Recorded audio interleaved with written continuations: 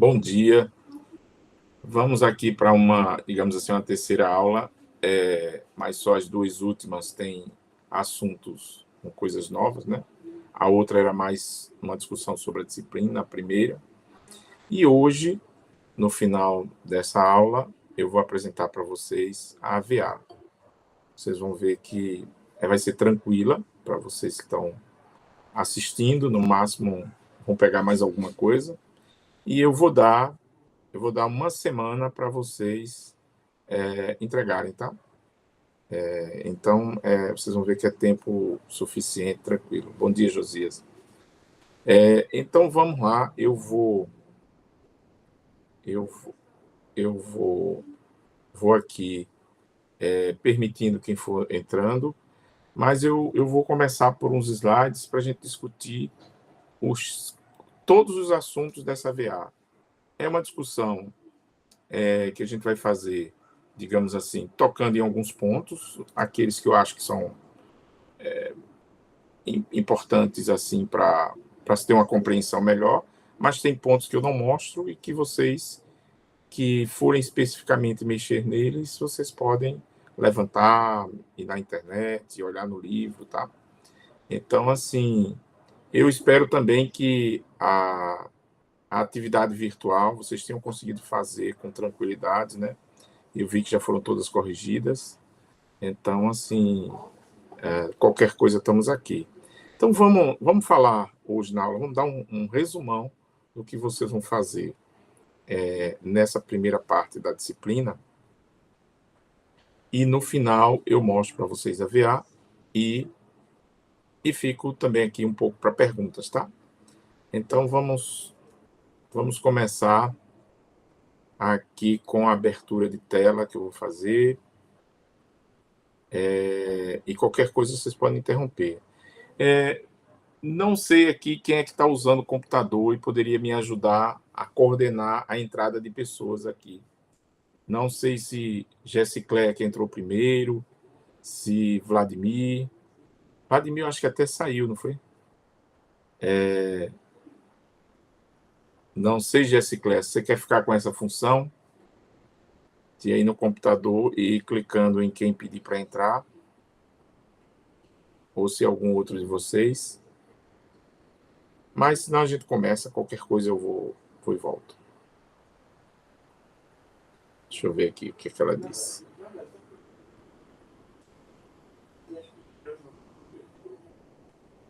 Bom, perguntar aqui.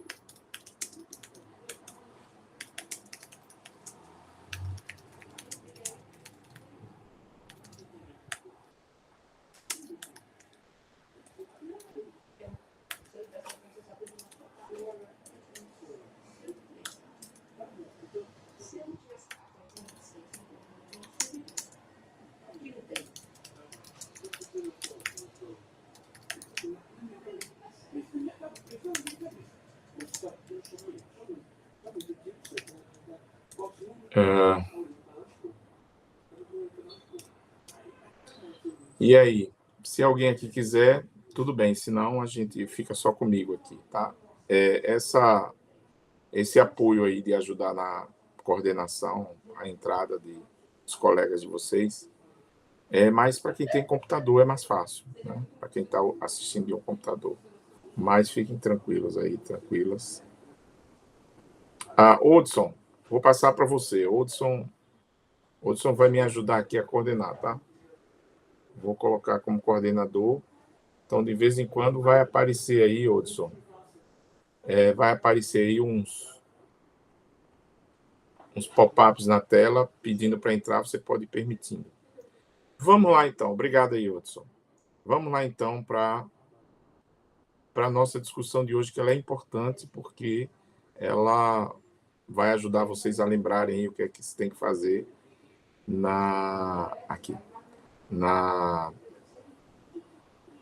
nessa VA, para a gente fechar o assunto desse momento. É claro que a qualquer momento a gente pode discutir assuntos dessa disciplina enquanto ela estiver valendo, mas o principal é este aqui. Estão vendo a tela aí? Está tudo tranquilo? Se não tiver, diga. Então, nessa aula 3, a gente continua aqui com a evolução das ideias da física, mas a gente vai resumir, finalizar um pouco a questão dos filósofos que ajudaram muito no início da construção e até hoje, né? Hoje trabalham muito ainda, mas trabalharam muito mais no início. A astronomia foi, digamos assim, talvez a nossa grande ciência base para a gente estudar a natureza, a física e olhar para o céu era muito comum. A mecânica é o início da física como é hoje, praticamente.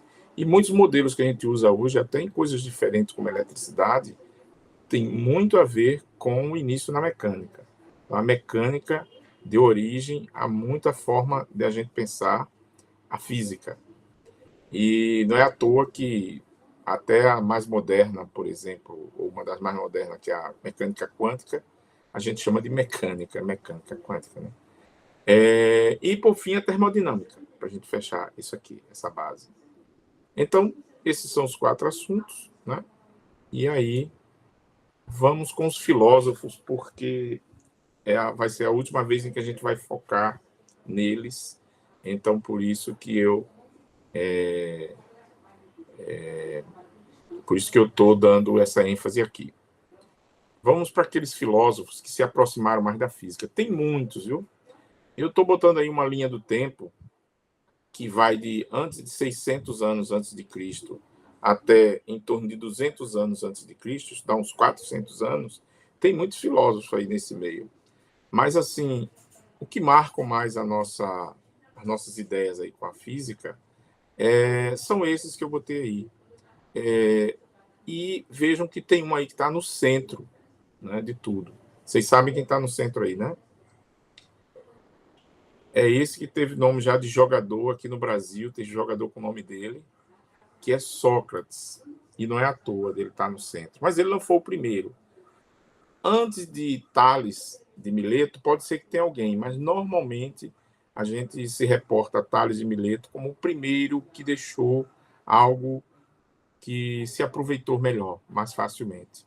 Então, a origem é com Tales de Mileto, e a gente depois vai para outra temporada, mas eu estou terminando aí com Arquimedes. Podia terminar com Aristóteles, porque Arquimedes acabou entrando aí, mas eu ia terminar só com Aristóteles, para ficar o mínimo aí na tela. Mas vamos lá, Tales de Mileto. Antes dele, se falava muito nas coisas em termos de religião, de mitologia, de impressão. Tipo assim, um faraó teve uma esposa que o povo gostava, ficou famosa, e aí, de repente, para entender as grandes cheias do Nilo, que trazia muito problema, entenderam que quando o faraó morreu e ela chorou muito, foram as águas dos olhos delas, ou o choro dela, que provocou as enchentes do Nilo, que de vez em quando tinha. Enfim, esse tipo de formação do conhecimento ficou antes de Tales de Mileto. Então, Tales já mudou um pouco isso, mas veja que ele tem uma ideia que ainda é muito antiga para a gente. Ele achava que tudo tinha a ver com a água, né? Não é à toa que tem gente hoje que ainda acha isso, viu? Mas ela achava que tudo tinha a ver com a água, então a água era o elemento principal.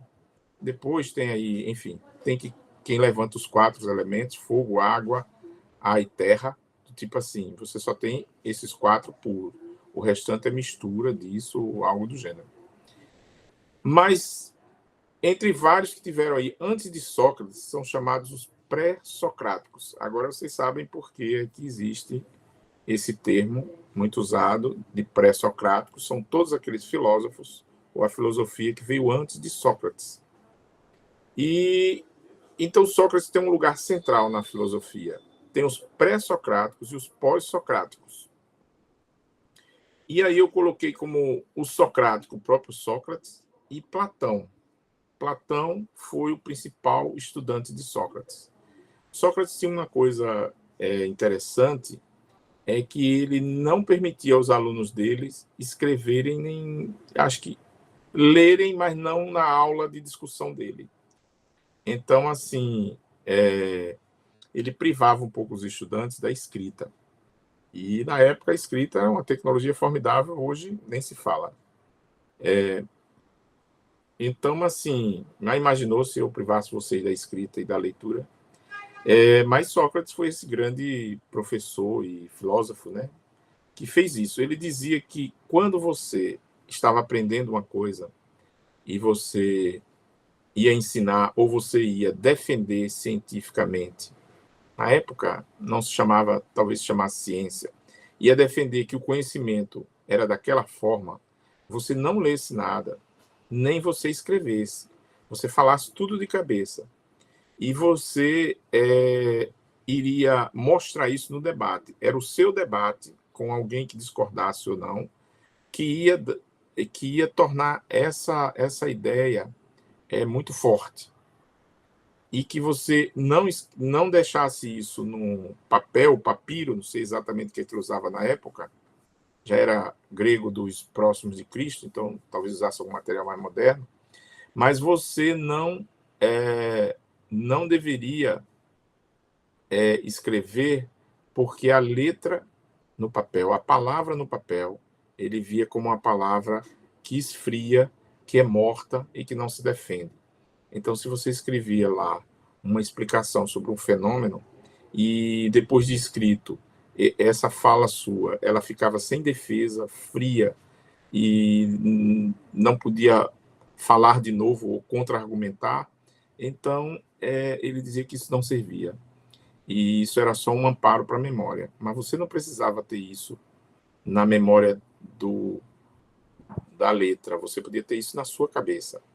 E a todo momento que você fosse discutir com alguém, era possível que você mudasse um pouco os argumentos ou a forma de falar, contextualizando e provando para a pessoa porque era assim. E no papel, o escrito, você não tem como fazer isso. Está lá escrito, acabou, você é daquele jeito. E ele dizia, ainda permite o absurdo de alguém copiar a sua fala e fazer o que quiser com ela de outro jeito. Enfim, entendam como quiser, Sócrates, em termos de método, ele tem muita coisa valorosa. Eu estou falando nesse aspecto peculiar, porque eu não lembro de nenhum outro ter feito isso. Então, ele não queria que os estudantes dele escrevessem. Tinha que ser tudo de cabeça. E tem várias frases famosas dele. Isso foi tudo Platão que escreveu. Uma das mais famosas é essa que eu botei aí, mas tem outras. Só sei que nada sei. Isso realmente é um ponto de humildade importante do sábio, do cientista. Sócrates chamava de sábio filósofo as pessoas que praticavam isso com ele. E um sábio, um mestre, ele fazia tudo isso de cabeça. Platão foi o seu principal estudante, aluno, né, digamos assim, ou discípulo. E se a gente sabe disso, Sócrates não permitia quem escrevesse, como é que a gente sabe? É porque Platão, não sei se escondido ou não, sem Sócrates saber, ele escrevia. Ele escrevia as coisas que aconteciam. Então, o que a gente sabe de Sócrates, Platão escreveu. Há quem diga até que Sócrates não existiu, uma criação de Platão, mas isso aí é muita especulação. De qualquer forma, Platão foi quem escreveu sobre Sócrates, já que não se podia escrever. Devia escrever escondido, né? E os pós-socráticos também tem vários, mas aí evoluíram com as ideias. Sócrates era muito razão, né? Mas era uma questão muito da natureza e do universo e da razão.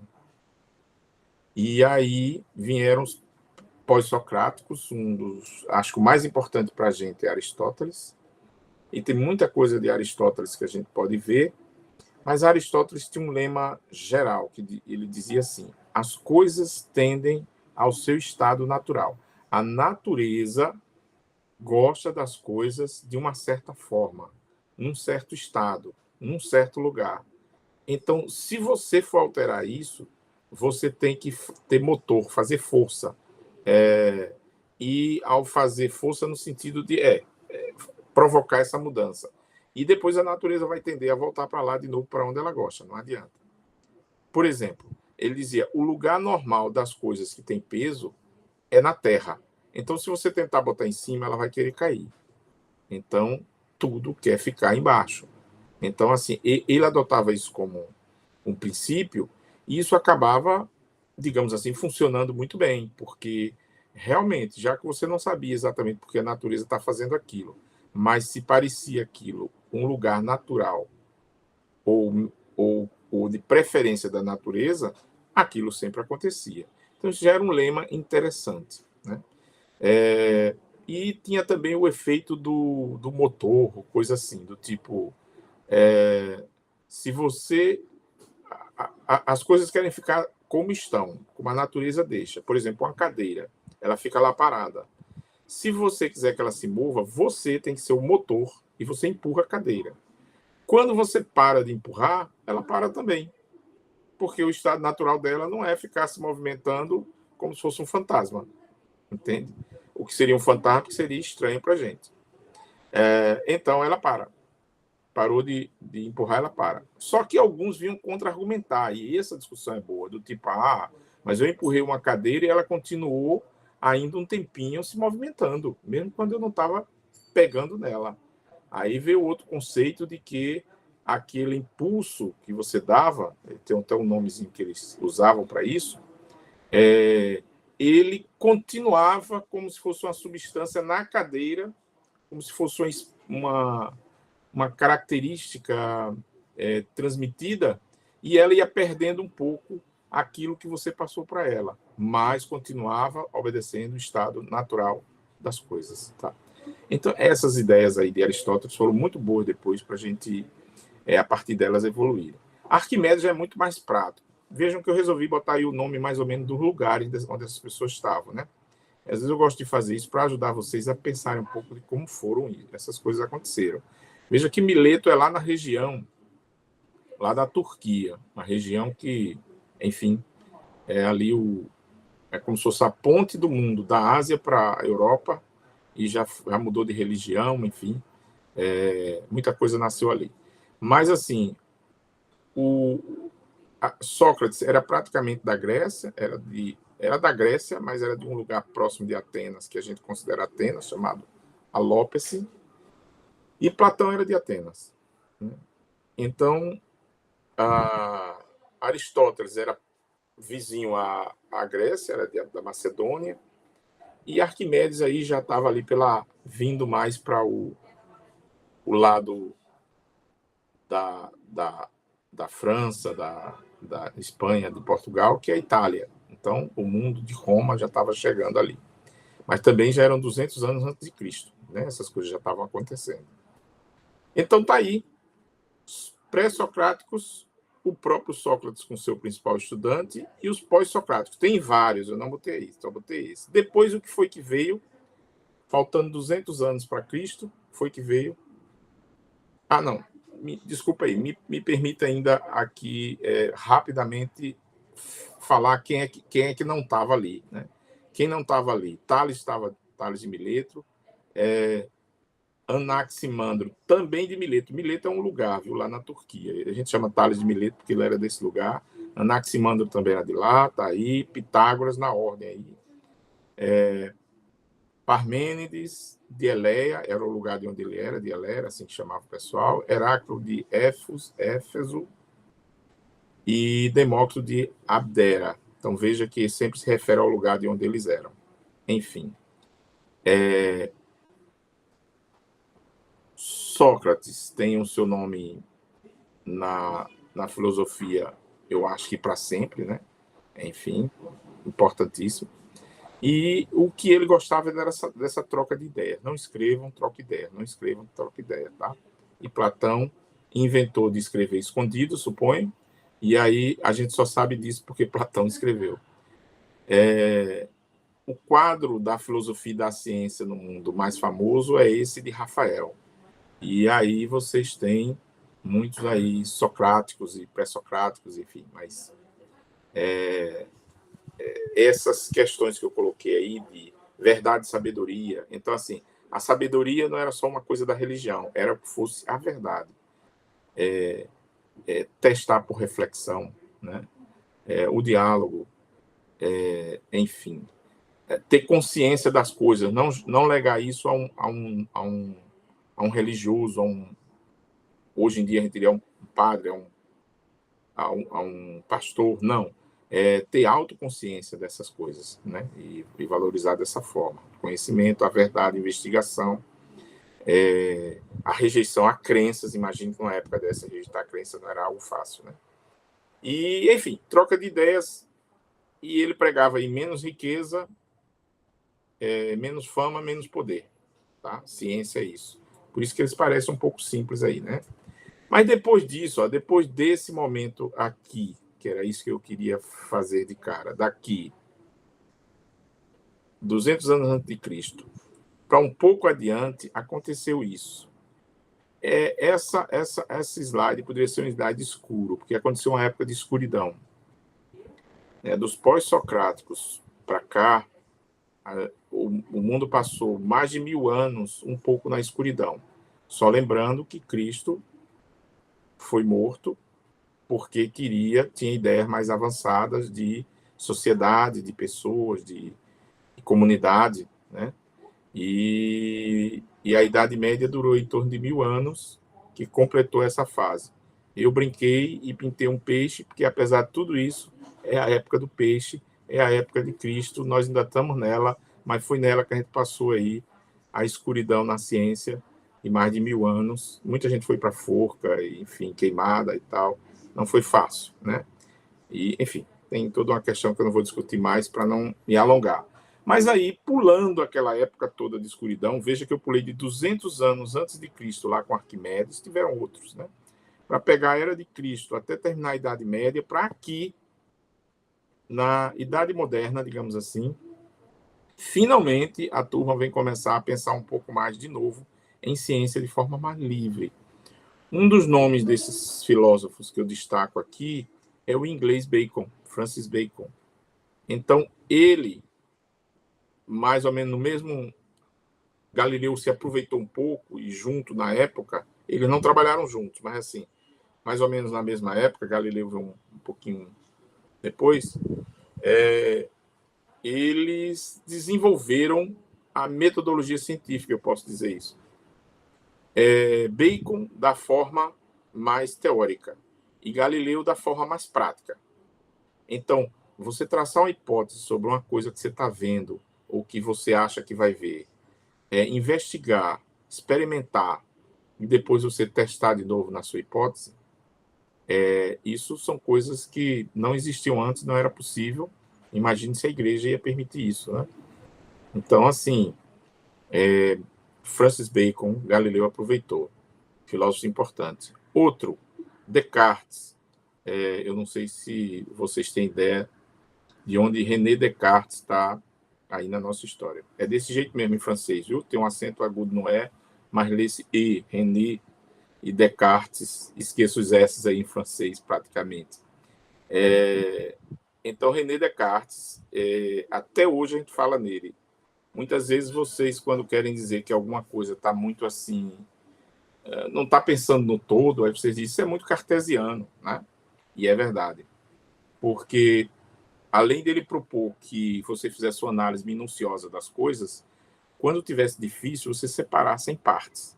Se você estava vendo uma equação, algo assim, eu queria ver como as coisas evoluíam, e isso estivesse muito complicado, você botasse dois eixos, por exemplo, x e y, e visse o que acontecia em x, o que levava para o y, separasse um pouco e tentasse entender. Então, até hoje, vocês devem usar algo chamado plano cartesiano, né? Tem um método cartesiano também. Então, isso foi da época de Descartes, um pouco praticamente na mesma época de Francis Bacon. Mas vamos dar um pulo grande para o contemporâneo, para o da nossa época. E ele já faleceu, mas as ideias dele ainda estão muito vivas assim na memória dos filósofos mais modernos ainda que estão saindo agora. E ele mudou muita coisa da filosofia antiga. Muita coisa não, mudou um pouco, viu? Mas mudou para marcar, que é o austríaco, às vezes eu olho como alemão, mas é austríaco, Karl Popper. Então, Popper é esse último. Ele disse algo que eu acho que eu conversei com vocês na aula 2, 1 ou 2, que é assim, a parede, se você constrói a ciência como uma pirâmide ou como uma parede de tijolos, A massa onde você assenta esses tijolos, ou o próprio tijolo, eles não são tão sólidos. E alguém pode bater nesses tijolos, dizer que ele está errado, não está bom, não funciona direito, e destruí-los até e botar outro no lugar.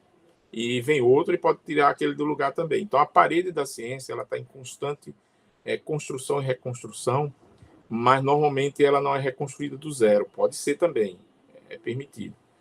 Porque muita coisa ficou assentada lá no início, às vezes já está muito sólido e você não consegue mexer muito. Então, Popper diz o seguinte: a ciência é refutável. Os tijolos do conhecimento que fazem a parede da ciência é refutável. Você pode discordar deles, e a ciência tem que permitir isso, para ela ser forte. Se um dia alguém diz para vocês que um conhecimento, um bloco de conhecimento lá da ciência, jamais você pode discordar dele, jamais você pode refutar, então você diga, pode tirar esse tijolo daí da parede da ciência, se você está falando a verdade, e leve lá para a parede da religião, porque deixou de ser ciência, é crença. Então é religião, leve lá para outra parede, porque na parede da ciência os tijolos podem ser refutados, podem receber pancadas, podemos testar a solidez desse conhecimento e eles podem mudar, entendem? Então vou parar aí com os filósofos, tá? Então Karl Popper, digamos assim, ele praticamente finalizou o conhecimento, o pensamento que a gente tem hoje sobre a ciência, sobre a filosofia, e eu acho que com isso vocês têm uma ideia de como evoluiu. Isso ajudou muito a física. Eu não estou entrando na física. Tem gente aí que lê de alguns físicos, como o nosso brasileiro Marcelo Gleiser, que às vezes filosofa um pouco, e outros, e fala dessas coisas que eu estou falando aqui. Né? Às vezes lê até livro de Stephen Hawking, o inglês também, físico contemporâneo, e ele fala um pouco de algumas dessas concepções filosóficas. Então, ainda estão com muita base em Karl Popper, tá? E nesses outros que estão vindo aí da Idade Moderna para cá. Sem saber, a gente usa muita coisa de Aristóteles e assim por diante. E lá em Arquimedes, vocês viram que ele tem o famoso Eureka, é de Arquimedes, e me deu uma alavanca em um ponto de apoio. Eu não disse o que era, mas que eu movo o mundo, né? Essas coisas a gente acaba não perdendo, tá? A gente evolui, mas não perde. Aquilo que eu falei para vocês. A qualquer momento, a religião pode ser revisitada para a gente tentar entender o que está acontecendo. Mas a ciência, hoje, é a grande linha mestra do desenvolvimento da humanidade e do conhecimento. Terminamos aí. A astronomia tem muita coisa. Então, assim, vamos começar aqui na astronomia com... Falei para vocês na aula passada da observação do céu, que os antigos tinham mais tempo para fazer isso, né? E ficavam preocupados com o que ia acontecer no dia seguinte, olhavam à noite, será que o sol volta todo dia? E aí apareceram vários modelos para pensar como é que essas coisas funcionavam. Por muito tempo se via o céu como se fosse quase que um teatro, onde fosse um cenário ali em cima e as coisas acontecessem ali. E, de fato, em parte, era assistido assim, né? Então, assim, não sei quem já assistiu aqui O Mundo de Truman, de um rapaz que foi criado num mundo fictício que tinha uma cúpula que parecia o céu, enfim, era algo daquele tipo, se imaginava que era como se fosse um cenário.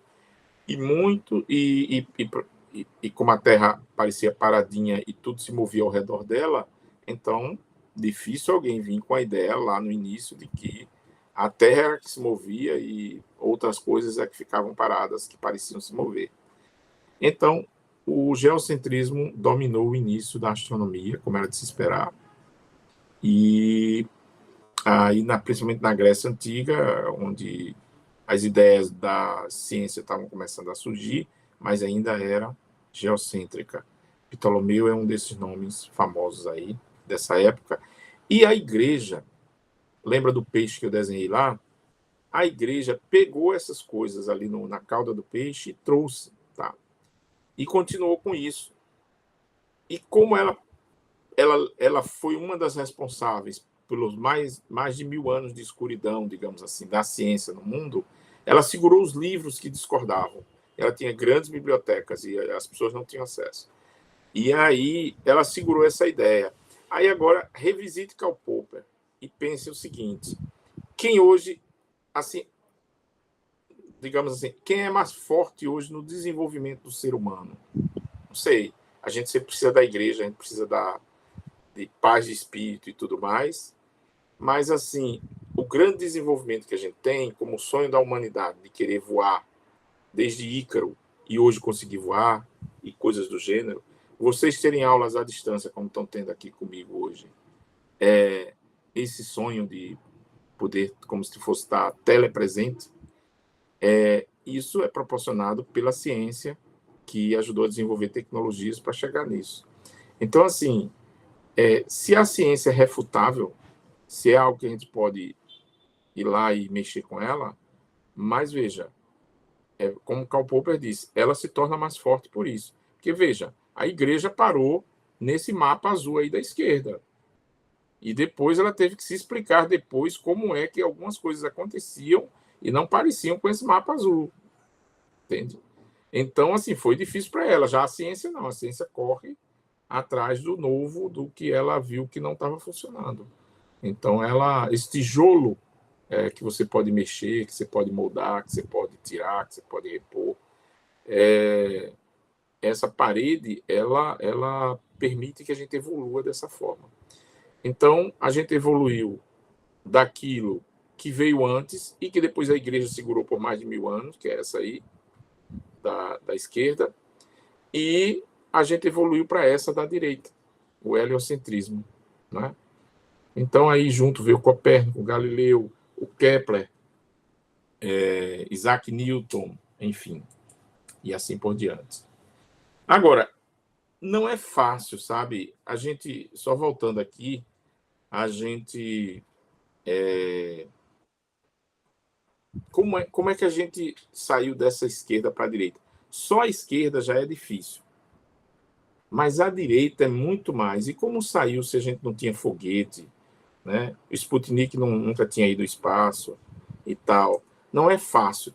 Veja mais ou menos como é a trajetória. Se você tivesse uma estrela, por exemplo, aí, nas vizinhanças, que não fosse a nossa. Veja, é porque aí aparecem uns planetas aí nessa animação, tá vendo? A Terra está aí no meio, ela é a terceira aí ela é a terceira. É pequenininha, não dá para ver direito. Mas apareceu forte ali. Mas assim, imagine, vocês não estão vendo essas bolinhas, vocês só estão vendo, e não estão vendo a amarela, vocês só estão vendo a azul. Imagine que garrancho é esse. E você olhar para esses garranchos e você dizer exatamente o que é que está acontecendo. Eu estou mostrando aí uma imagem que da Terra, acho que talvez algum satélite tenha filmado, mas não fez esse tipo de desenho. Mas é mais ou menos assim que alguém que está um pouquinho fora daqui vê os movimentos do nosso planeta. Veja como é complexo, né? O Sol também está se movimentando e arrastando com ele esses planetas. Normalmente os planetas são escuros, mais difícil de enxergar de longe. Então, se você fosse conhecer a trajetória dele, você só viria esses garranchos aí. Não é fácil, né? Tanto que lá naquela época, olha como é que a turma via Marte. Esse é um desenho da época, olha que eles gostavam de fazer isso. É um desenho da época, mas que hoje ainda pode ser possível, de, de movimento aí entre esses meses, aí, de abril a setembro. Né? Como é que daí você vai deduzir que Marte gira em torno do Sol junto com a Terra, mais ou menos, numa trajetória muito parecida com a da Terra? É difícil, né? Mas era assim que eles viam Marte, tá? E ainda é hoje assim. Então faziam essas projeções para saber, veja, para chegar a entender que, na verdade, a trajetória da órbita de Marte, que são essas bolinhas perto do Sol, essas bolinhas brancas, elas eram vistas da Terra, que é a bolinha preta, desse jeito. E se você traçasse uma reta, para tentar entender como isso se projetava no mapa, no horizonte, no distante, então aí você viria essa curva. Então não é fácil você deduzir isso, né? Não é fácil você vendo isso, deduzir isso e fazer isso precisamente. Pois acredite, fizeram. Muita gente boa fez. Mas aí tem quem ainda não tinha feito, né? Tentava, Pitágoras. Ptolomeu já chegava a fazer desenhos mais elaborados. Aí tem um epicicloide. É possível você fazer esse desenho em casa, com umas rodas, uns discos e uns alfinetes. E, finalmente, veio o pessoal do movimento heliocêntrico. Copérnico é um dos famosos. Tycho Brahe. Tycho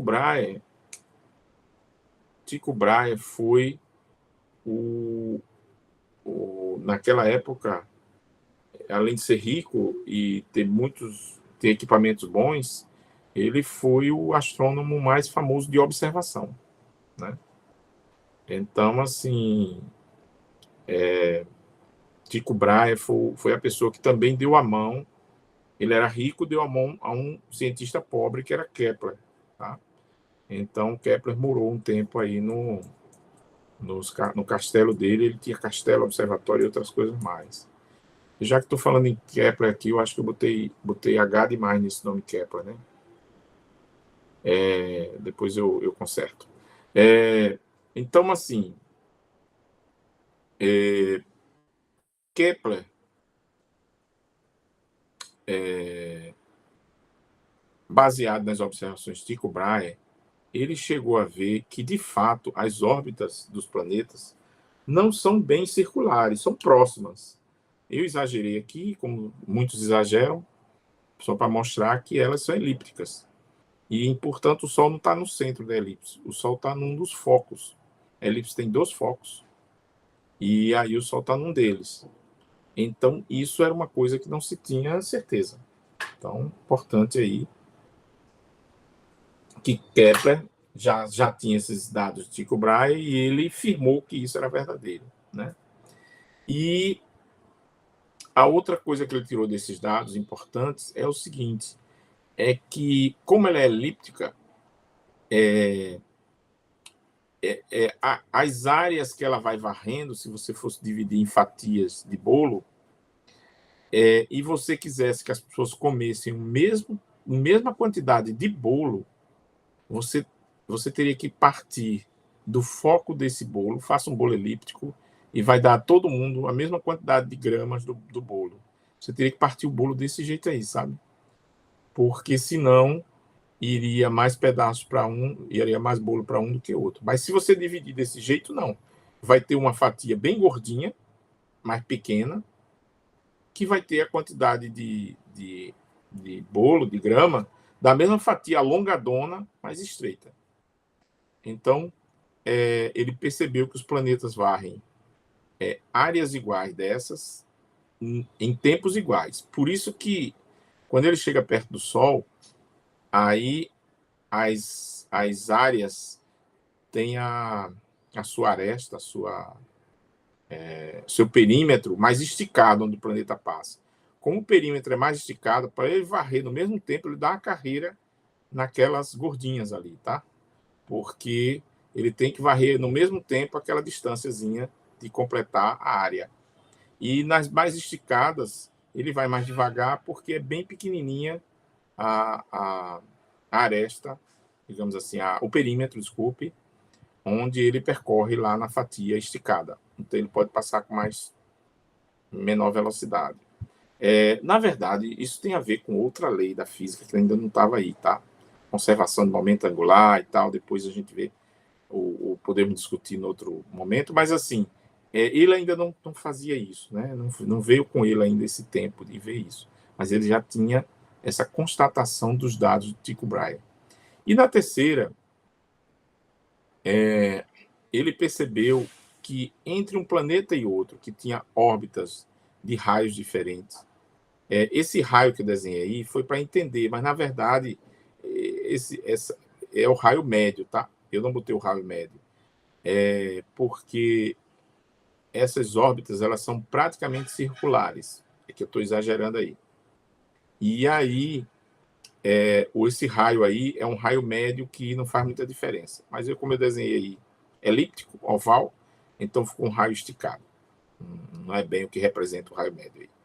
Mas assim, essa distância média do Sol para o planeta, ela tem uma relação com esse tempo também, como tem esse do meio aí da segunda lei. Só que é o seguinte, ele descobriu quantitativamente qual é essa relação. Tá? Enquanto no meio ele só descobriu que ele é mais rápido quando passa perto e mais demorado quando passa devagar, porque as áreas são iguais para tempos iguais, ele descobriu o seguinte, que a razão entre essa distância geral, aí veja, a segunda eu estou falando de um planeta só, a terceira eu estou falando em mais de um planeta. Quando você tem mais de um planeta, essa distância do planeta para o Sol, ela guarda a relação que é o cubo da distância de um planeta em relação ao cubo da distância do outro, ele é proporcional ao quadrado do tempo o tempo total de órbita de um em relação ao quadrado do tempo total de órbita de outro. Então é interessante, ele colocou isso em termos quantitativos. Nunca se tinha feito isso. Enfim, e a mecânica, aí podemos começar com outro, mas é difícil que não seja Galileu. Então, Galileu aí que já trazia o método científico de cabeça, na cabeça, digamos assim, trabalhava com ele na prática. Ele começou a testar algumas coisas que se sabiam antes de outra forma. Por exemplo, para Aristóteles, era natural que uma pedra mais pesada caísse mais rápido do que uma mais leve. É como você imaginar que uma carreta caindo de uma ponte, ela cai ao mesmo tempo, por exemplo, que uma bola de sinuca cai da carreta junto. Às vezes isso é difícil de perceber imaginando, né, o que está acontecendo. Então, vocês lembram que eu falei de Galileu, do livro de Galileu das discussões, né? Do livro de Galileu aqui das discussões, tal. Ele discute isso nesse livro, sabia? E aí é o seguinte, ele começa a fazer discussão, não tem três camaradas que discutem muito, Sagredo, Salviato e Suplício, e aí ele discute coisas assim, ó, do tipo, tá bom, aí na direita para vocês, tá bom, então suponha que quem é mais pesado cai mais rápido, tá bom, e quem é mais lento e quem é mais leve é lento, tá bom, então pegue um bem pesado, aí poderia ser exagerado, nem foi exagerado, mas poderia ser exagerado, pegue um bem pesado e pegue um bem leve. Eu vou exagerar essa ideia aqui para vocês. Imagina uma carreta caindo e depois você soltando um monte de bola de sinuca. Agora é o seguinte, se o mais leve ele tem uma propriedade do corpo dele que faz com que a velocidade média ou total de queda dele seja menor, então ele tem uma propriedade de como se fosse de segurar, uma espécie de bola de isopor que não quer cair, tá? Então, Galileu começou a fazer essas discussões aqui, imaginar o seguinte, tá bom, então se você amarrar os mais leves no mais pesado, quando você soltasse, o mais leve tinha essa propriedade de querer segurar, e o mais pesado teria a propriedade de querer cair rápido. Então, no final das contas, ele teria uma queda no tempo médio, então tudo junto poderia ser um corpo só, e poderia ser considerado ainda mais pesado. Mas por estar feito de bolinhas ou de coisas que são mais leves, ela cairia num tempo médio. Então, assim, ele começou a mostrar que tinha absurdos nisso, tá? Então, não é fácil até hoje vocês ensinarem aos jovens que vocês vão ensinar, às crianças que vocês vão ensinar, essa observação real na natureza, e que os corpos caem com a mesma velocidade. Não interessa o tamanho, não interessa a massa. Às vezes interessa o tamanho, a forma, porque o vento muda essa situação, né? Isso seria mais preciso no vácuo.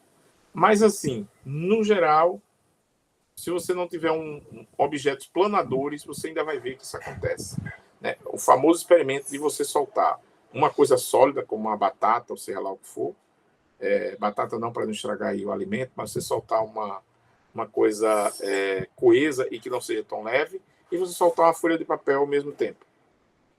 Então, vocês talvez já tenham feito isso, vão perceber que não funciona com a ideia de Galileu, entre aspas, porque algo que parece com a batata vai cair mais rápido do que a folha de papel. Mas porque o vento, o ar, não deixou a folha de papel cair, ela saiu planando, né? Quando você amassa a folha de papel, solta os dois, eles caem ao mesmo tempo. Então, assim, isso é mais uma comprovação também de que Galileu estava certo. Veja, naquela época, praticamente o pai da física já fazia esses testes e ele fez muitos, né? Outro dele que ele fez foi o seguinte, foi trabalhar com rampas. Galileu trabalhou muito com rampas. Na época, isso ficou tão famoso que eles tinham até rampas bem elaboradas, como essa aí da esquerda, né? Então, eles mexiam nas rampas. E aí eles perceberam que quando você tem duas rampas ligadas, uma olhando para a outra, o objeto, a bola que desce de uma, sobe a outra para o mesmo nível, praticamente. E como isso é possível? Como é o movimento? Se não tem nada empurrando? E se a gravidade está puxando para o meio? Como é que... Né? Enfim, tem essa energia aí, esse embalo, energia cinética, que se converter em energia potencial. E aí, eles saíram fazendo testes, mas se for assim, quando ele baixa uma rampa, a bola vai mais longe na rampa. Então, vamos exagerando. À medida que a rampa for baixando, a bola vai mais longe. Então, isso significa, entre aspas, que se a gente baixasse a rampa toda, a bola podia nunca parar. Mais ou menos isso. Até que ela subisse de novo a altura e perdesse essa energia cinética para potencial. Só que a gente sabe que tem atrito, tem um monte de coisa no meio, que a Terra é redonda, que se a rampa fosse do tamanho de uma parte grande da Terra, isso já seria diferente, mas a ideia básica funciona e foi assim que a humanidade entendeu esses conceitos de gravidade, de rampa, de aceleração, e a gente usa até hoje, viu? E aí, né, tinha alguns desafios, e um deles interessante é o seguinte: em princípio, a menor distância entre dois pontos é uma linha reta. Então, as rampas são feitas com linha reta. Então, isso significa que se é a forma mais rápida de você soltar uma bola e ela chegar ao final, pois não é bem assim.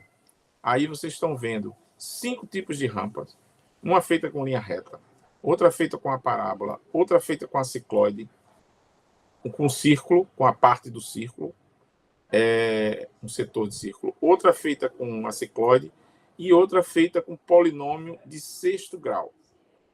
Um polinômio tipo assim, x elevado a 6, né? É mais do que uma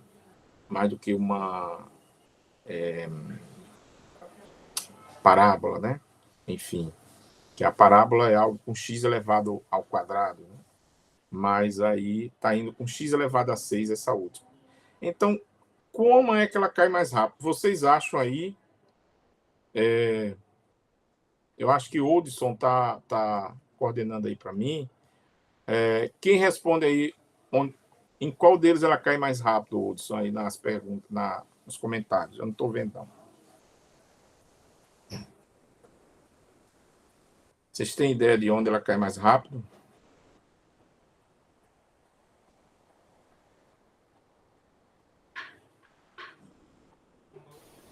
Até agora não responderam ninguém, não. E acho que essas bolinhas fizeram a turma dormir, ou então ainda estão calculando aí, né? Quem cai mais rápido? É a vermelha, é a da linha, é a laranja, parábola, a parte do círculo, polinomial, cicloide. Aparenta ser a preta? Exatamente. Por incrível que pareça, é a preta, né? Que coisa, né? A linha mais curta não consegue levar a bola mais rápido do que a linha longa do cicloide, né? Isso tem a ver com... isso é muito importante. Isso tem a ver com o efeito da gravidade e da aceleração. Onde é que você ganha mais? Você vai acelerando praticamente linearmente na linha vermelha, porque a linha vermelha tem da aceleração linear e ela não é igual a G, concorda? Porque é uma rampa. Lembra dos senos, cossenos nas rampas? Então, ela não dá o G. É o G com alguma dessas funções geométricas. E a linha azul, ela é muito íngreme no início. É bom, porque aí a bola tem uma aceleração muito rápida, mas aí depois ela pega muita horizontal, né? E assim por diante. A parábola, ela não tem uma queda, ela tem uma queda boa lá no iniciozinho e depois ela vai perdendo um pouco do que ela ganharia com a aceleração. Então, veja, a aceleração muda ao longo da trajetória na abóbora, na laranja, na verde, na preta e na azul. A aceleração não muda na vermelha, mas ela não é igual a G. Nenhuma é igual a G. Mas, por exemplo, na azul, quando ela começa, e na preta, ela é quase G, percebe? Que ela é quase uma queda para baixo. Em compensação, no final, elas mudam um pouco. Pois acredite, isso é uma propriedade, isso é uma explicação, isso não é simples, isso já envolveu muita discussão, de uma curva chamada braquistócrona. Essa curva braquistócrona, por incrível que pareça, é a que dá a maior velocidade durante toda a trajetória ao corpo que cai nessa rampa, ao corpo que desce por essa rampa. Não é incrível isso? Então tem muita coisa para se discutir nessa área. Eu botei aí uma equação que tem a ver com a cicloide. Veja que eu nem posso desenhá-la como uma equação simples do tipo YX. Ela é um pouco complexa, né? É uma equação que vai por composição. Mas se você quiser fazer uma curva da cicloide simples, você pega um disco, bota um lápis ou um marcador, um troço que pinta, uma ponta de um marcador tipo marcador de quadro na ponta do disco e faz o disco girar, como está aí na direita em cima, que ele faz exatamente essa curva que precisa, uma cicloide. Agora é você pegar essa curva, botar de cabeça para baixo, transformá-la numa rampa. Essa vai ser a rampa mais rápida que você vai ter. Entende?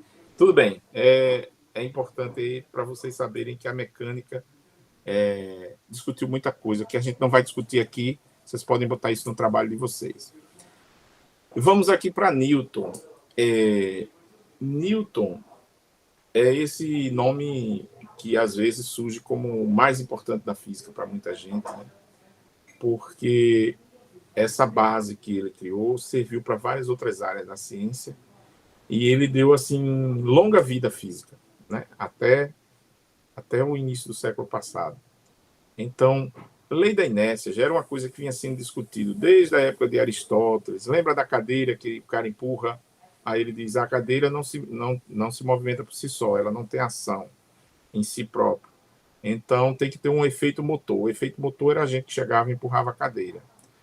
Aí Aristóteles dizia, mas o lugar natural da cadeira, que a natureza gosta, é dela parada ali no piso. Se você levantar, ela cai, porque o lugar natural dela é embaixo. E se você empurrar, quando você tira a ação de força, ela para, porque o natural dela está parada. Pois é. E Galileu também trabalhou muito com inércia. Mas aí Newton deu o desfecho final, né? Então, deu o desfecho final e a gente conhece como a primeira lei de Newton como essa de que um corpo tende a manter o seu estado de movimento ou parado ou com a velocidade constante. Tá? Agora, velocidade constante no sentido vetorial. Quando eu falo vetorial, é o seguinte: constante no valor e no sentido, na posição. Tá? Eu não posso dizer, vou botar um corpo em estado de inércia, de acordo com Newton. Eu vou botar um corpo se movimentando com a mesma velocidade, tipo assim, uma bola amarrada num cordão, eu vou girar com a mesma velocidade, ela vai estar... Não vai ser inercial.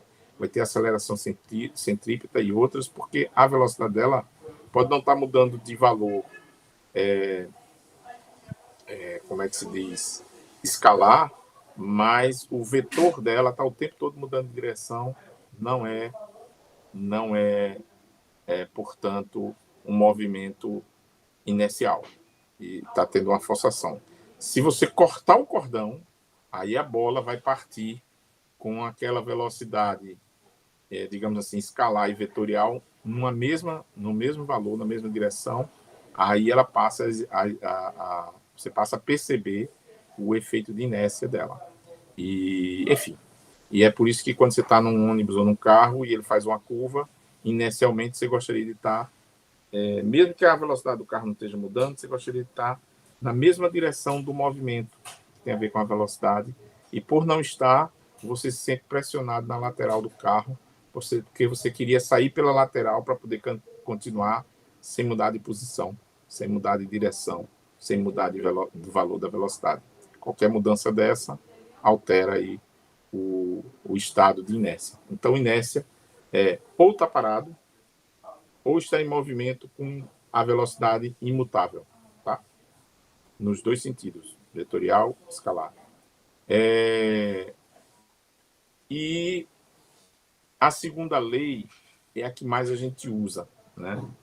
Assim, principalmente nas contas, que é o que diz o seguinte: eu não botei aí na fórmula, eu não botei FR, que é a força resultante, mas deveria ter colocado.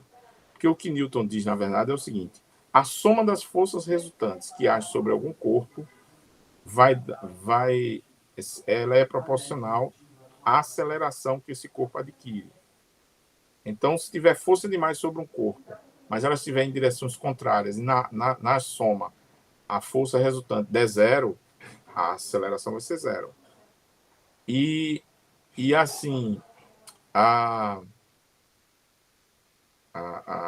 essa quantidade que dá essa proporcionalidade é a massa. Então, você soma as massas todas, as velocidades todas, as forças todas, e você vai obter o valor da aceleração, ou vice-versa. E a lei da ação e reação, que a gente usa, parece que a gente brinca mais com ela do que outra coisa, né?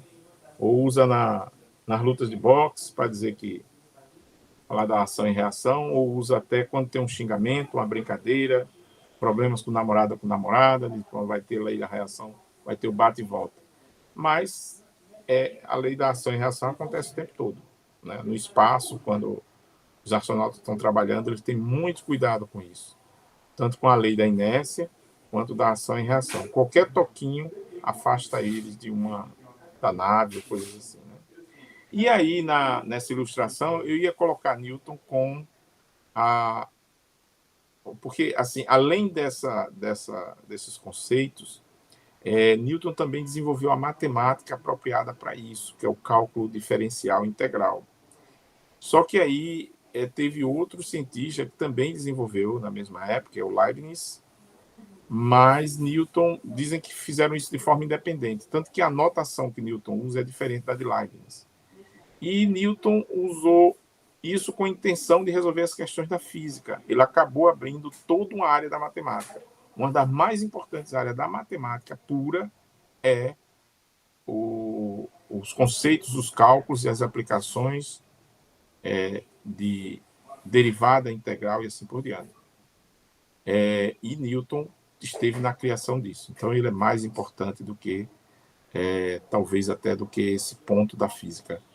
E eu botei isso aí porque disseram que ele já fazia esse tipo de propriedade, já testava esse tipo de propriedades aí, mas na verdade seria melhor botar as fórmulas relacionadas à física, né? De que a aceleração é a derivada da velocidade no tempo, de que a velocidade é a derivada do espaço no tempo, enfim. Mas eu usei isso aí que era uma ilustração do que ele tinha feito. E, enfim, aí com isso se estudou melhor um movimento oblíquo, isso tinha muito a ver com a guerra na época. Peguei de uma professora, achei imagem colorida da professora Larissa, e aí eu resolvi botar aí para a gente lembrar, né? Tudo isso aí sai das leis de Newton, viu? E aí você diz, sim, professor, e esse x e y aí? Bom, lembram de Descartes? Vamos separar e melhorar essas coisas. Descartes ajudou muito nisso. Veja que, para fazer as contas melhor, foi dividido em movimento horizontal e movimento vertical. O movimento é um só. Que negócio é esse movimento horizontal e movimento vertical? Aí a gente está usando aqueles princípios lá de Descartes. Separe e veja, entenda um, entenda o outro, depois juntos, os dois estão juntos. Então, veja, lá no movimento horizontal, se você fosse desenhar só a sombra da bola no X seria um movimento retilíneo uniforme, sem mudança de velocidade, tranquilo. Em princípio, ele passaria daquele ponto ali do X tranquilamente, iria embora. Mas lá no movimento vertical, muito do contrário, é como se você jogasse uma bola para cima. Ela sobe e vai perdendo velocidade, concorrendo com a gravidade. Depois ela para.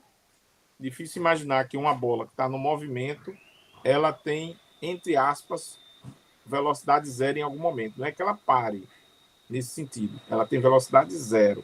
Ela passa pela velocidade zero. Mas quando a gente fotografa, ela parece meio parada mesmo.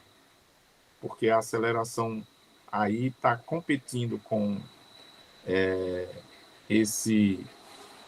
com a aceleração que tem a ver com a energia potencial, está competindo com a energia cinética, e aí é onde elas se igualam. E aí a bola volta a cair. Quando a bola volta a cair, ela impede que no eixo horizontal ela continue, a sombra dela continue. Porque se a bola caiu, a sombra foi junto, né? Então, pela horizontal, ela não pararia. Veja os probleminhas de Descartes. Ele ajudou a resolver a questão, resolver tudo. Mas veja como a falta, né, do tipo, só você olhar para a sombra da bola uma hora e depois você olhar só para a subida e descida dela, essas desconexões, elas dão coisas diferentes, né?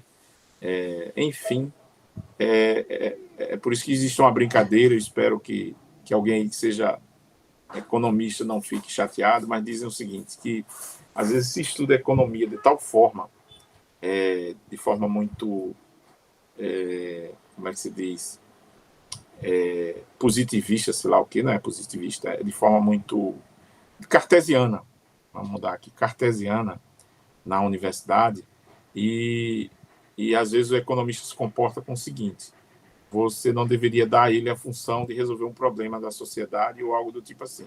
Se o economista fosse um médico que cuidasse de obesidade, então você iria isso é uma brincadeira lá da economia. Você iria a esse médico e ele diria, não se preocupe, você precisa perder 30 quilos, 30 quilogramas. Não, tudo bem, doutor. Fica aqui mesmo no hospital que eu já vou fazer o procedimento, você vai perder 30 quilogramas. Então, quando o cara acordasse, o cirurgião já tinha feito, ele ia, pronto, você está 30 quilogramas ou 20 quilogramas a menos. O quê? Ele arrancou uma perna e pronto, os 20 quilogramas, digamos assim, já foram embora ali. E não era essa a ideia. Então, assim, tentar entender o todo como um todo também, né? Então, essa brincadeira que você faz com economistas, não é com todos, né? Para dizer que ele está sendo cartesiano demais, explicando isso. É muito bom quando Descartes pede para a gente separar aí. Nos eixos fica fácil. Mas e na hora de juntar? Né? Então tem que ter essa preocupação. Na esquerda, o movimento horizontal, a sombra da bola nunca pararia. Mas em algum momento a bola cai e aí deu sombra. Né? Então, mais ajuda a resolver. Termodinâmica. A termodinâmica ela evoluiu na época em que o mundo precisava de energia e tal. Tudo era muito no braço humano e nos animais, enfim. A força da indústria da época vinha disso. Então, a indústria ganhou um desenvolvimento fenomenal que passou a ser chamado de revolução quando a energia veio de máquinas, veio de outros tipos de engenhos que não precisavam do ser humano nem dos animais e com muito mais força. Então, a termodinâmica acabou dando ao mundo, ao ser humano, essa primeira revolução industrial que afetou a economia, a guerra, tal, infelizmente a guerra. Mas, assim, esse é o mundo da termodinâmica. Então, assim, uma das questões da termodinâmica que acho que é importante saber, que eles se bateram durante muito tempo, é que antes dessa época de estudar a termodinâmica e desenvolver as primeiras ideias, se tinha uma dificuldade muito grande com os canhões. Eles usavam as brocas para furar esses canhões. Imagina a broca de furar um canhão desse, né? Mas aí as brocas, elas iam furando e esquentando. Esquentavam tanto que derretiam, dava problema, tanto no material do canhão, quanto na própria broca. E isso limitava, tinha que tirar, esfriar. Era um problema sério para os engenheiros da época. Então passaram a estudar esse problema e aí começaram a ver o seguinte, que o que devia acontecer é que esse calor que era gerado, na verdade, era um calor, o calor era um fluido. E que esse fluido, ele impregnava toda a matéria. Em princípio. Né? E que, quando você ia revolver a matéria, você ia, por exemplo, cortar o ferro aí, o aço, sei lá o quê, cortar o ferro na época, era mais ferro, ou o bronze, você acaba cavando onde tinha calor na matéria, a matéria estava impregnada, esse calor saía, e se você fazia isso em excesso, o calor era excessivo e não tinha ferramenta que desse certo. Eles estavam procurando ver como fazer, mexer nesse fluido. Então, viam o calor como fluido. Ou um material quente encostando no outro, transmitia esse fluido de um corpo para o outro. Então, na cabeça deles, calor era um fluido. Isso durou um bom tempo, né? E aí outros foram percebendo algo do tipo assim, sim, mas o calor ele sempre sai do quente para o frio. Se ele sempre sai de uma coisa quente para o frio, tem alguma coisa já estranha, né? Nesse fluido. Então vamos tentar entender o que significa isso, né? Então Fourier foi uma das pessoas que estudou isso. E aí depois percebeu que na verdade calor é uma forma de energia e não é bem um fluido. Sim, ele pode aparecer na matéria como um todo. E toda matéria tem alguma quantidade de calor. Mas ele está na própria matéria, tá. Então, por isso que era difícil sair da ideia de fluido, sabe? Do calórico, fluido chamado calórico. Porque realmente parecia que estava embebido na matéria. Mas é porque os átomos, as moléculas da matéria, incluindo o ar e tudo mais, eles podem vibrar e, com isso, eles podem... Essa vibração é a energia que, digamos assim, a gente chama de calor. Na verdade, o calor é quando você está passando essa vibração de um canto para o outro. Essa energia interna das coisas, né? E o calor, ele tem sempre essa direção do que é mais quente e do que é mais frio. E quente e frio você mede pela temperatura. Então, você mede temperatura e você sabe que não é possível ainda na natureza, até onde se conhece, que algo que é frio mande calor para uma coisa que é quente. Podia ser, né, de repente, sei lá o que é quente atrai calor e o calor se junta lá para ficar mais quente ainda, mas não é assim. A natureza tem, até onde a gente sabe, ela tem essa direção, vai do quente para o frio, calor. E a medida antiga era calorias. E como a energia já estava sendo estudada na mecânica, tinha esse estudo desse conceito, e passou a ser medida em joules ou joules, então eles passaram a olhar para o calor como uma energia e a calcular como energia. Então, isso já tinha sido feito, não dava mais para fazer, para melhorar os números. Então, usando os números que já tinha, descobriram que uma caloria equivalia a 4,2 aproximadamente joules. Então, calor e energia passou aí a ser o mesmo ente. E na junção de tudo tem as leis da termodinâmica, aí já perto do final dessas ideias. Vocês já devem ter escutado falar dessas três leis, principalmente a segunda, que dá muito trabalho aí. Mas a lei zero é aquela que diz que se você encosta um corpo no outro, a tendência é o calor passar do quente para o frio e equilibrar a temperatura dos dois numa temperatura entre a do mais quente e a do mais frio, né? Isso você já conhece assim desde o ensino básico. A primeira lei é essa que a gente acabou de falar, de que o calor é uma forma de energia, e daí deriva-se uma série de coisas, inclusive você pode você pode realizar trabalho com calor. Quando ela passa do quente para o frio, você pode aproveitar esse calor para ele realizar algum trabalho. Tipo, assim, você pode encher um êmbolo de trem, como se fosse um êmbolo de injeção mecânico grande, de trem, para poder mover uma roda e esvaziar esse êmbolo também. Você pode encher por um lado, esvaziar pelo outro. Mas quando você faz isso, esse vapor que vinha quente, saiu da parte quente, ele esfria para poder fazer isso. Mas aí você reaproveita a água, o vapor reaquece e volta tudo de novo. Então, você precisa ter uma fonte de calor. Então, você gasta energia para aquecer e para fazer com que esse ciclo se movimente. E aí você tem um vai e vem do êmbolo e você consegue realizar trabalho. Foi isso que deu grande impulso na indústria.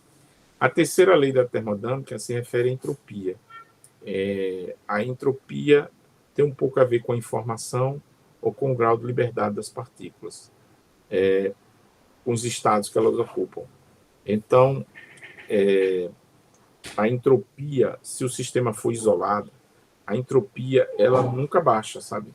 Você não consegue mais limpar, entre aspas, o que você fez, a sua pegada ali de entropia, você não consegue mais limpar. A gente limpa como ser humano porque a gente não está no sistema isolado, pelo menos do nosso tamanho, né? Nem da Terra. Talvez o universo seja um sistema isolado. Há quem diga que no universo a entropia sempre vai aumentar, porque o universo é um sistema isolado. Então, seja lá o que você fizer, você está aumentando a entropia. Eu vou mostrar um pouco isso. E a terceira lei, ela fala do zero absoluto. A gente não pode baixar a temperatura infinitamente, porque a matéria tem um comportamento em que as partículas vão parando de, digamos assim, de vibrar, mas isso tem um limite. E esse limite que se chegou até hoje é chamado de zero absoluto, ou zero Kelvin, está medindo na escala Kelvin, que dá menos 273,15 graus Celsius. É tida como inalcançável, porque a própria mecânica quântica, aí já é uma coisa que a gente vai ver na frente, diz o seguinte, que por mais esforço que a gente faça para chegar aí, a gente vai ter um resíduo nessa temperatura que vem de uma das facetas do princípio da incerteza de Heisenberg. Como você tem uma incerteza na posição ou na velocidade das partículas, você vai ter sempre um resíduo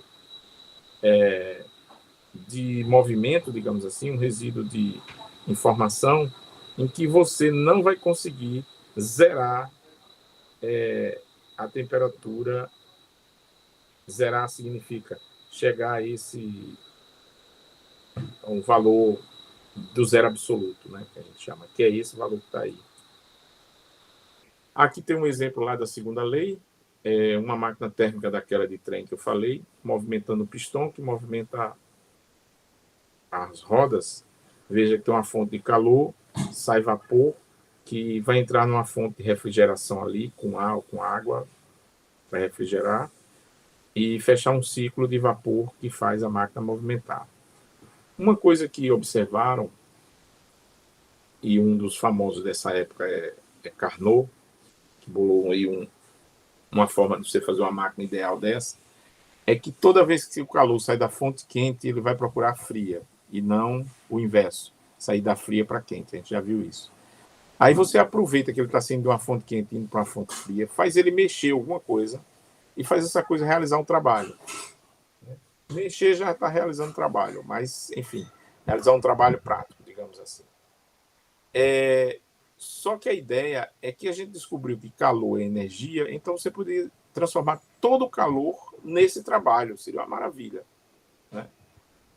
Só que se descobriu que não é assim, porque você tem um efeito aí, quando esse calor está passando pela máquina, de aumentar a pressão, chegar com temperatura alta, segurar a temperatura, mexer na pressão, segurar a temperatura, e assim a máquina ora se expande, ora para, ora vai, ora vem, esse cilindro.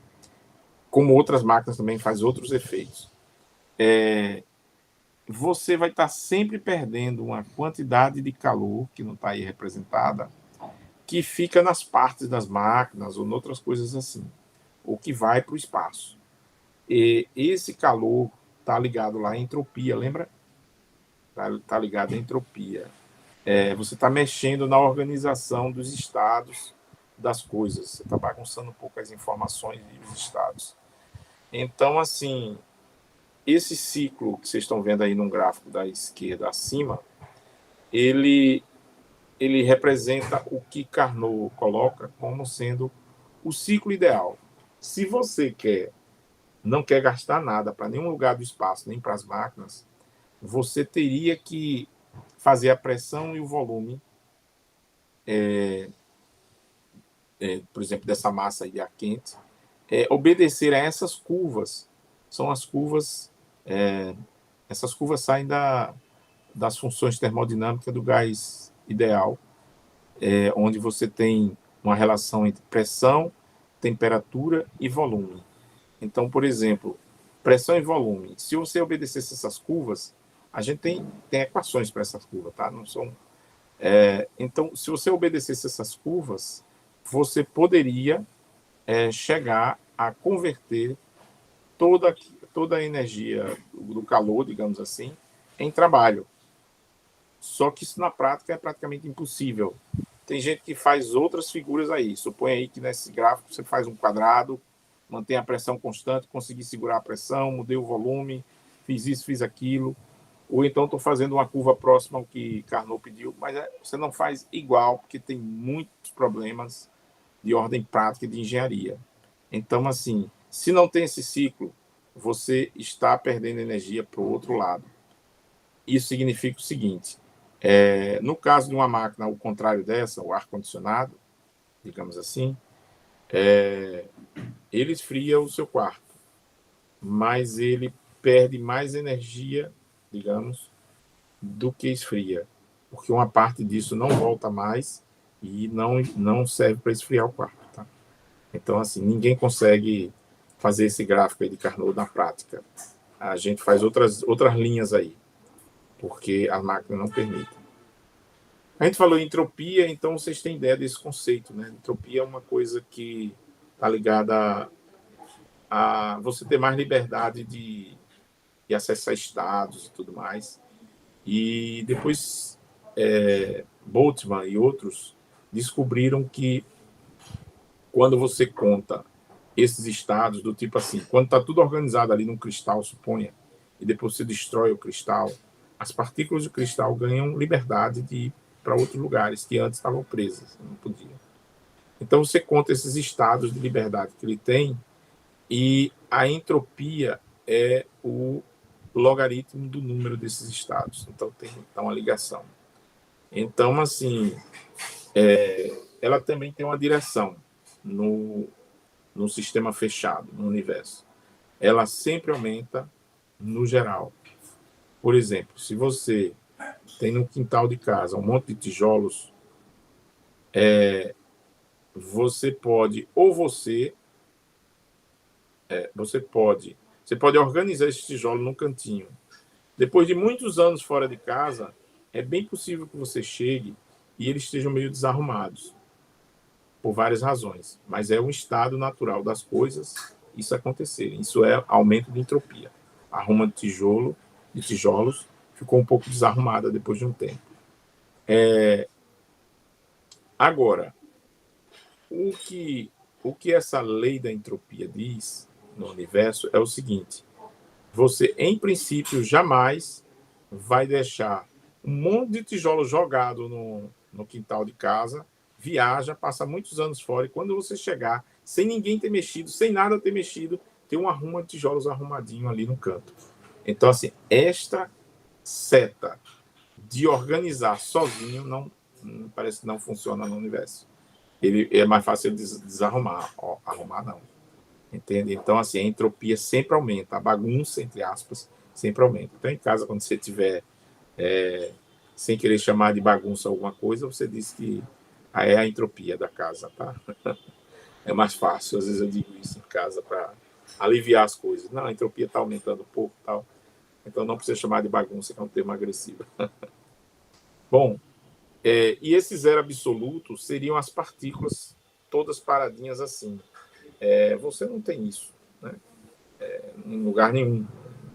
Então, enfim, onde você tem uma arruma de partículas assim, que se arrumam muito como estrela de nêutron, mas você não tem essa temperatura absoluta, porque tem movimento, tudo isso tem movimento.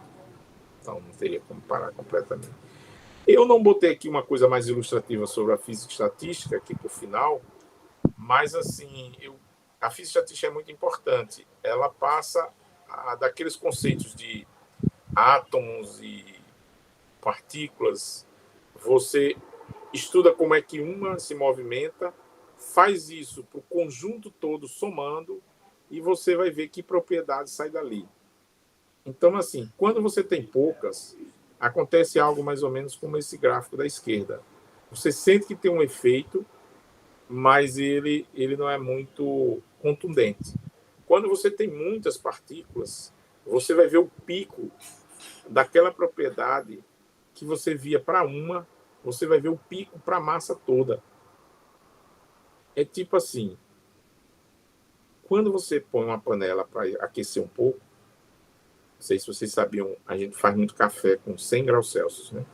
Mas só se você quiser esterilizar alguma coisa aí, mas assim, 60 graus Celsius, além de esterilizar, é uma temperatura boa para café.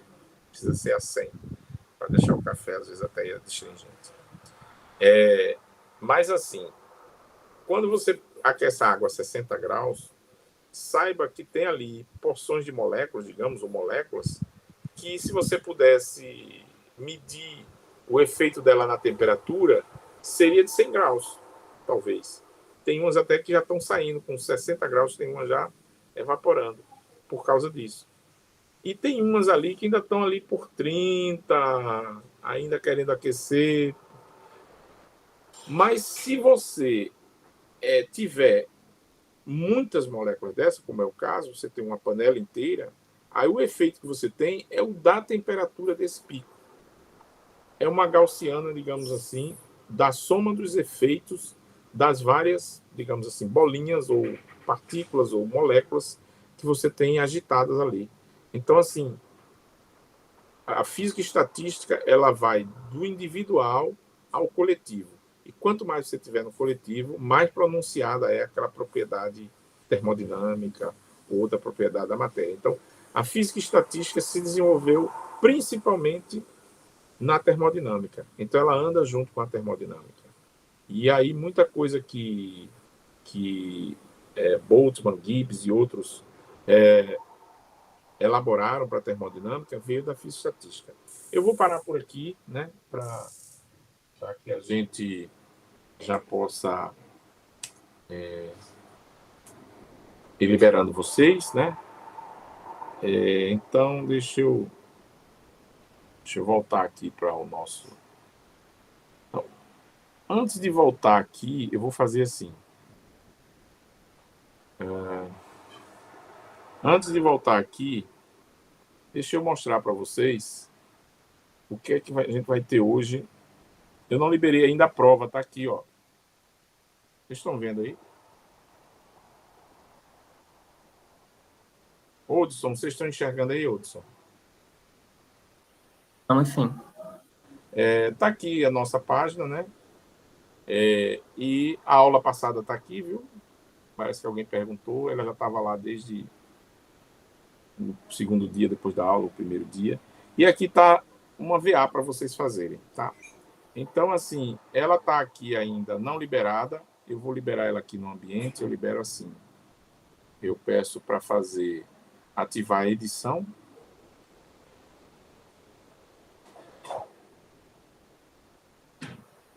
Professor, licença. A Oi, atividade pode falar. anterior que o senhor pegou e falou, Sim. o prazo dela para entrega é só até hoje, é isso? Não, eu seguro mais, mas assim, ficou até hoje como padrão, mas eu seguro mais. Você está precisando de mais tempo? Ou sim, é porque eu tive umas questões pessoais que aí eu posso até falar sobre no final da aula. Certo. E essa está sendo a minha primeira aula, efetivamente. Ah, tá bom. Então, podemos ir mais adiante. Então, eu vou liberar essa agora, que é a VA, tá? Aí eu libero aqui, abrindo esse olhinho aqui, ó. Estão vendo o olhinho aqui? Então não, né? Estão vendo o olhinho? Estão vendo o olhinho aqui. Aqui é onde o professor libera para vocês, para todo mundo poder enxergar. Pronto, está aberta. Eu vou tirar da edição para que todo mundo possa ver se precisar. Desativar a edição.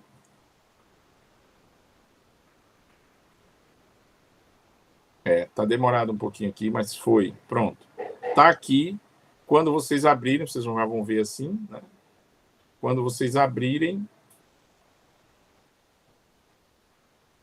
Não. Essa aqui é a atividade virtual, desculpe. Deixa eu voltar. Deixa eu ir mais embaixo. Aqui é a primeira VA, tá? Quando vocês abrirem... Ela tá fechada também? Deixa eu ver se ela tá fechada, senão eu vou abrir também.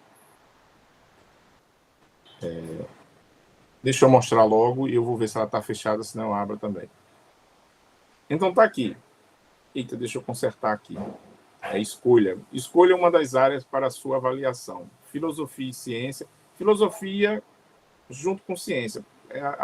Puramente filosofia. Astronomia, mecânica e termodinâmica. Vocês vão escolher um assunto desse. Aí vocês vão descrever um pouco da evolução das ideias de um assunto desse. Uma página tá bom, viu? Uma página. Ou próximo de uma página, já tá bom. Mas eu vou deixar vocês com liberdade para escrever o quanto quiserem. E depois vocês fazem uma reflexão sobre o que vocês viram dessas ideias nascendo, acontecendo, mudando, e o que vocês e a experiência da vida de vocês. Tem muita coisa da gente que às vezes se alinham com essas ideias antigas e a gente como é que se diz? E isso nos toca, e aí a gente evolui junto com essas ideias. Então, assim, vocês nessa segunda página, vocês vão dizer como vocês acham que isso mudou um pouco a cabeça de vocês, o que mudou, ou então, por algum motivo, vocês já ficaram sabendo e isso não causou impacto nenhum, entende? Então, assim, essa é a segunda página, ou o quanto vocês quiserem escrever, da avaliação de vocês, e vocês vão escolher um desses assuntos. Deixa eu aproveitar ali e já mudar aqui, consertar aqui. Mas, enquanto eu estou consertando, pode ir me dizendo como é que vocês acham. O que é que estão... Qual é a dúvida? E sobre o que a gente viu hoje. Tá bom para vocês assim?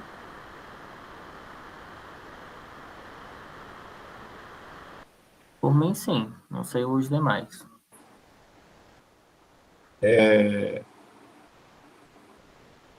Hudson, eu não estou enxergando nessa hora aí. Se alguém estiver escrevendo, por favor, você puder passar, viu? O pessoal está colocando no chat que está tudo ok. O Vladimir disse tudo ok. O Josias também disse ok. Nenhuma dificuldade maior, né? E vocês podem também tirar essas dúvidas comigo ou com o nosso tutor, viu? Não tem problema nenhum. Está escrevendo e está tirando dúvida.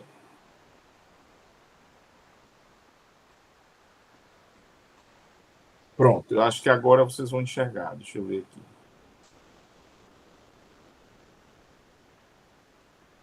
Já foi.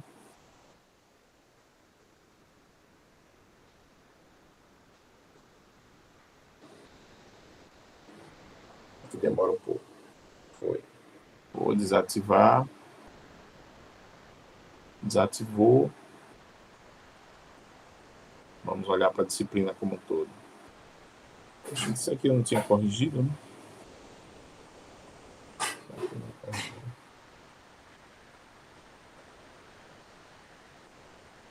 Deixa eu ver se eu corrigi. Não, está corrigido não. Deixa eu corrigir de novo.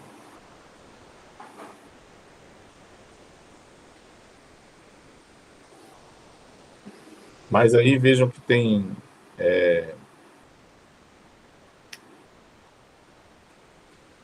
Aí vocês vejam que tem 4 assuntos, né? Para vocês escolherem. Aí é bom quando vocês escolherem, vocês digam lá o assunto, tá? Porque fica mais fácil. Agora está corrigido.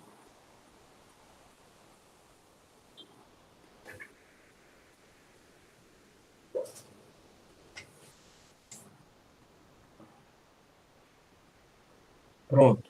Agora vejam, quem quiser ver, né? Vejam se vocês já veem aí. Deixa eu sair aqui da edição.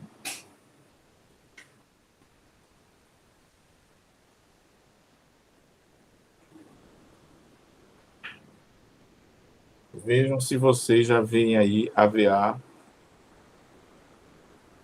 Não tenho certeza. Parece que ela ainda não está visível para vocês, né? Pra mim ela não tá visível, não. Só tem só não, o né? título de primeira VA. Pronto, então deixa eu botar ela visível aqui.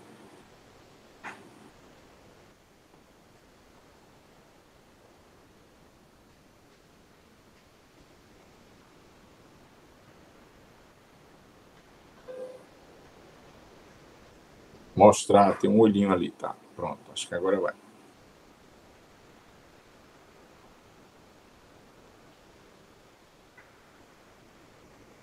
Vamos ver. Veja, está visível a primeira VA para vocês. Ah, sim, agora tá. Tá? Pronto. Aí, Hudson, a gente vai vendo aí a sua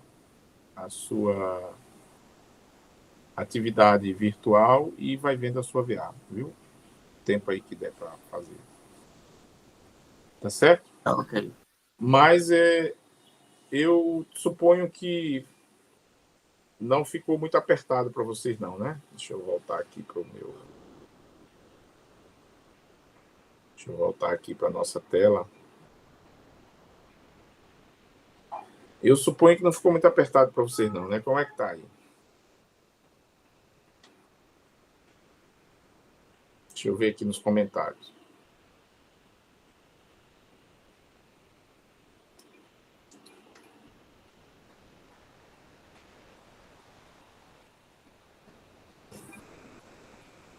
Pelo jeito aqui, não está tendo nenhuma dificuldade com a realização dessas atividades. E vejam, realizando a primeira atividade, realizando essa VA, eu considero que, de uma certa forma, vocês passaram por esses assuntos, tá? Não é detalhado, mas, assim, coisas que eu não falei aqui, vocês podem botar na descrição de vocês. E, na hora de falar de vocês, com o que vocês estão presenciando na física, com aquelas ideias que apareceram no início, que evoluíram, as que tem hoje, né, daquela área. Então, assim, vocês fiquem à vontade para comentar como é que vocês estão sentindo isso. Então, essa é a ideia de a nossa passar por esses assuntos e fazer uma verificação de como a gente está entendendo, tá? Eu preferi dividir porque eu acho que ficaria muito pesado. A ideia inicial era vocês escreverem sobre todas as áreas, né, da antiga física, mas eu quis que vocês escrevessem com um pouco mais de consciência e tranquilidade. E tempo, né? Porque senão não teriam tempo para fazer tudo. E aí? Parece que está tranquilo. Tranquilo, né? Então podemos. Sim, pode dizer, Hudson. Não, o meu, no caso, seria em particular, professor. Tá bom. Então, a gente pode ir se despedindo aqui, né? O Hudson vai querer falar alguma coisa, a gente se despede e eu vou ficando com ele, tá bom? Obrigado a vocês. Vladimir já foi.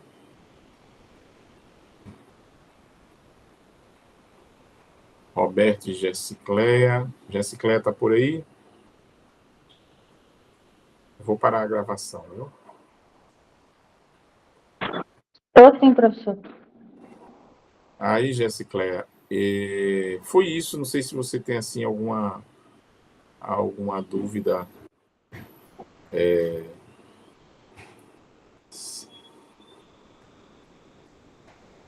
Eu vou parar aqui a nossa gravação, que já terminamos. Viu? A gente se vê